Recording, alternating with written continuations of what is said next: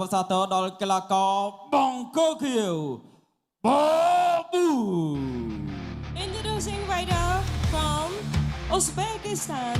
Ladies and gentlemen, make some noise for the blue corner, our international fighter. And welcome, Babu! បង្គោលខៀវមកពីប្រទេសឧបេគីស្ថានសម្រាប់បារៈស្មីគុណខ្មែរ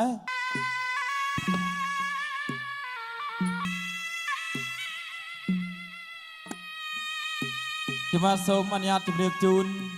ប្រវត្តិរស្មីគុណខ្មែរគេមានអាយុ22ឆ្នាំកម្ពស់1ម៉ែត្រ63ទម្ងន់51គីឡូក្រាមធ្លាប់ប្រកួតបានចំនួន115ដងឈ្នះ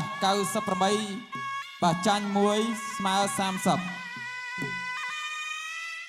រួចចុងក្រោយជាមួយនឹងកីឡាករមីយ៉ាន់ម៉ាលទ្ធផលឈ្នះពិន្ទុគេមានស្រុកកំណើតនៅស្រុកថ្មគោលខេត្តបាត់ដំបងមកពីក្លឹបគុណខ្មែរដូនតាគ្រូមហាត់លោកគ្រូខឹមសុជាតិការថ្វាយបង្គំគ្រូតាមរបៀបរំលឹកគុណគ្រូកីឡាករបង្គោលខៀវគេមកពីប្រទេសឧបេគីស្ថាន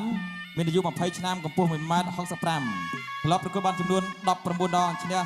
14ចាញ់3ស្មើ1ប្រដៅគពួតដោយបច្ចេកបគេចំនួន5ដងបាទខេមរាបៀបាទស័កសមគ្រប់កម្មវិធីពុំប្រច័នអត់ដល់បាញ់មិញ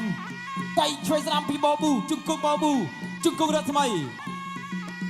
មិនធម្មតាសម្រាប់អ្នកទាំងពីរទាត់ក្រោមពីបប៊ូទាត់ក្រោមមួយជើងទៀតទាត់សោពី3ដៃរបស់រត់ថ្មីគុណខ្មែរអត់ជាប់បាទបំប្រមិនចេះផុតចូលដៃរបស់បាទបប៊ូមួយដៃទៀតចាក់បាទតាមចូលបាទលោកឆ្វេងស្ដាំមួយពេញរបស់បប៊ូទាត់បាទញាក់កត់ក្រោមបៃលើម្នាក់ជាប់ជង្គង់រត់ថ្មីគុណខ្មែរពីជង្គង់សងវិញពីបប៊ូអ្នកបួងជង្គង់ណែនបាទអរគុណដល់ខេមរីបៀមួយដៃនេះអូបាទអត់បញ្ហាឡើយ3លឿនទៀតបាទចូលឆ្វេងស្ដាំទាត់ក្រោមបៃលើពីជើងរបស់អ្នកស្រីគុណខ្មែរចាក់ជន្ទុលត្រូមេរបស់បប៊ូអូចាប់កាច់កែរបស់អ្នកស្រីគុណខ្មែរ